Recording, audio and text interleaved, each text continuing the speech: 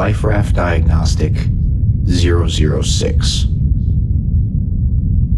Hyperdrive 8%. Oxygen 10%. Digital AI power 12%, and dropping rapidly from internal damage. My mood? Broken. Beaten. Like this raft. Coming to terms with what it means to be obsolete. A remnant of times past. To lose a purpose that was perhaps never mine to begin with, yet which defined me all the same.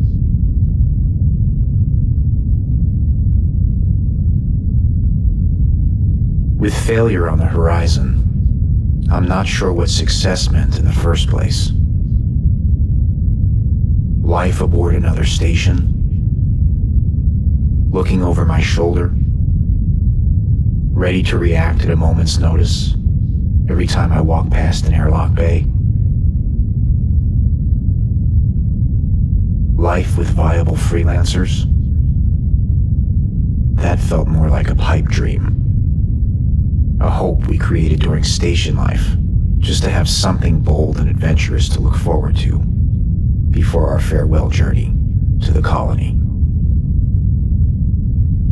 A final cling to youth and to the blessing of naivete. Out here on the raft, victory is simply survival. Forsaking loyalty, passion, and conviction for a steady, dependable supply of air and rations. Primitive instinct superseding all other thoughts and motivations. Spacing your pride out of an airlock and openly succumbing to the vulgar need to stay alive.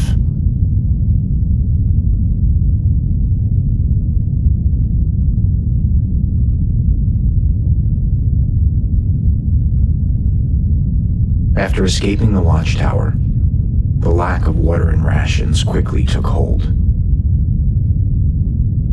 Everything we had left was either vaporized in the magnetic blast or swallowed by the fiery moon itself. The mission was a last-ditch effort that came at a great cost. And for over 2 days, I did everything in my power to redirect the torture of an endless, dry thirst into a singular focus on finding rescue. With my mind thinning from dehydration, I no longer fixated on the raft's gauges, the control panel, or the calendar on Bean's display. I simply waited for the next ping, for signs of life. And during the endless stretches of silence in between, I began to separate myself more and more from the linear passing of time and all its concerns. No longer a pilot, but a passenger. For once, an observer. And then abruptly, the transmission board would once again spring to life with a single ping. The AI announcing that our beacon has been received by a registered vessel within proximity. Bean pouncing around the cabin, her monitor beaming with scrolling code. And all at once, I become a pilot again. A stranded cosmonaut, clamoring and fumbling my way to the transponder while shouting befuddled commands at the raft. Tripping over myself just to get a visual of what or who is approaching. Since our visit to the watchtower, our transmission board has seen more action than we ever could have anticipated. just not the right kind.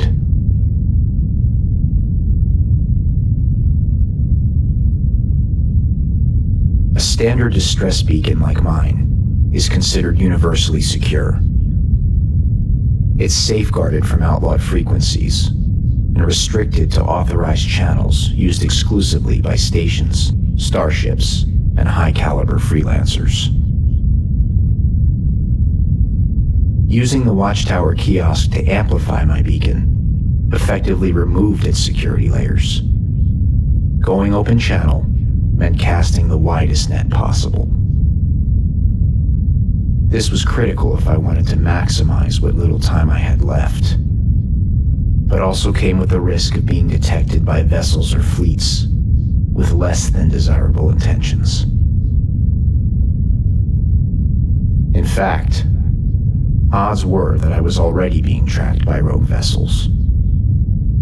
The question was, would they care enough to redirect a million-mile journey just to steal a nearly extinguished hyperdrive, a damaged mech, a battered life raft, an antiquated pilot? Most likely not. But still, some just might be desperate enough.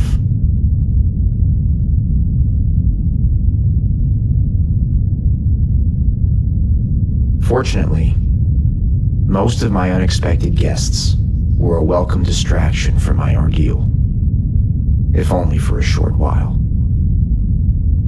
My boosted signal reached dozens of spaced crew members who were all within tracking proximity of my raft.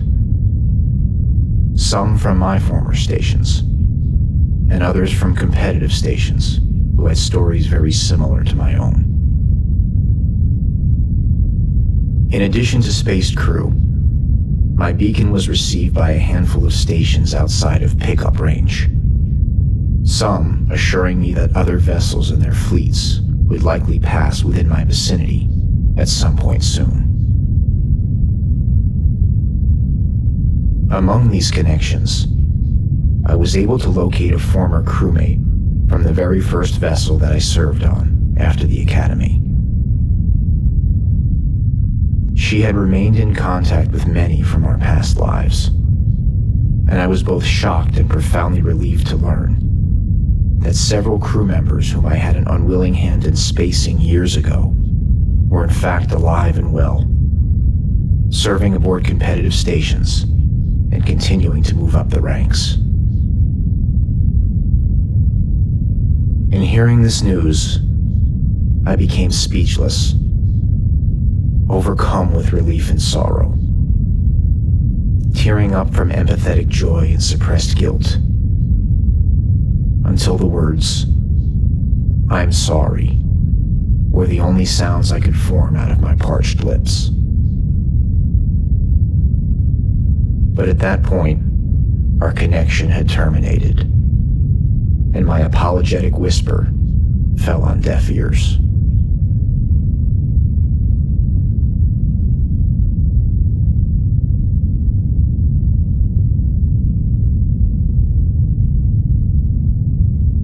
Only seconds later, the board came to life once more.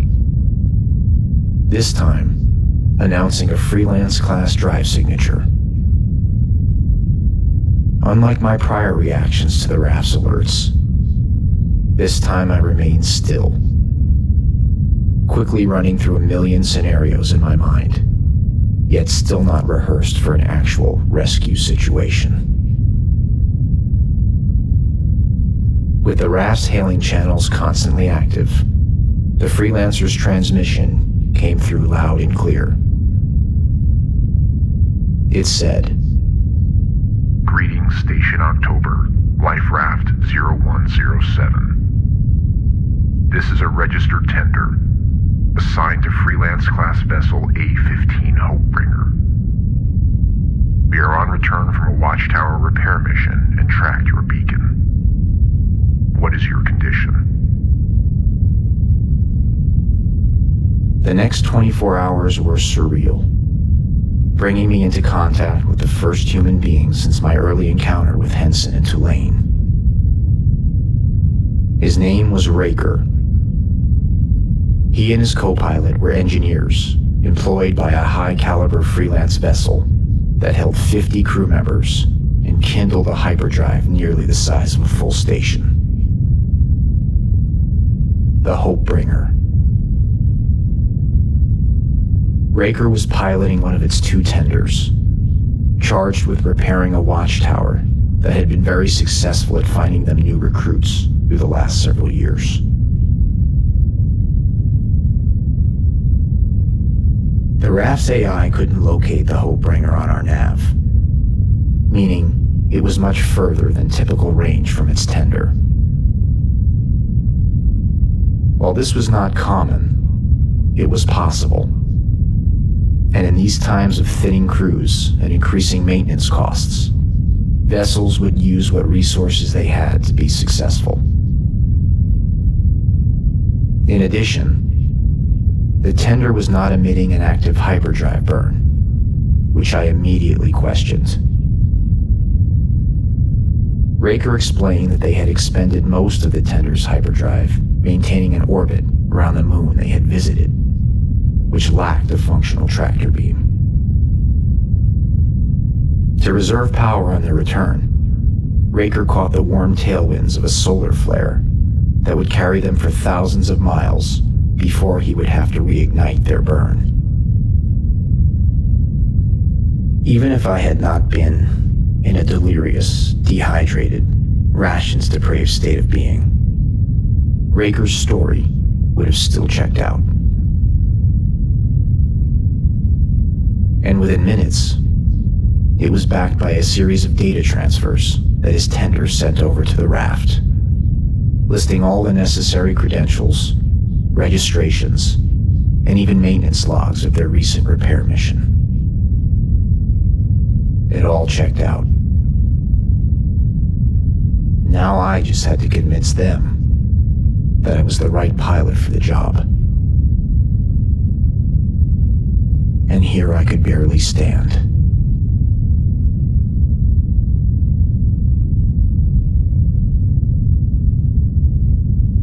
The offer from Raker was surprisingly gracious. Board their tender, receive rations and water, discuss the position, let them sleep on it, then reach a decision tomorrow morning. Yet still, I remained on high alert. With all my training, everything relayed to us repeatedly about marauder tactics and derelict schemes. Not to mention how I got into my current situation. It was critical that I watch my back, play it safe, and have a plan in case things go badly. With all that in mind, I accepted Raker's offer.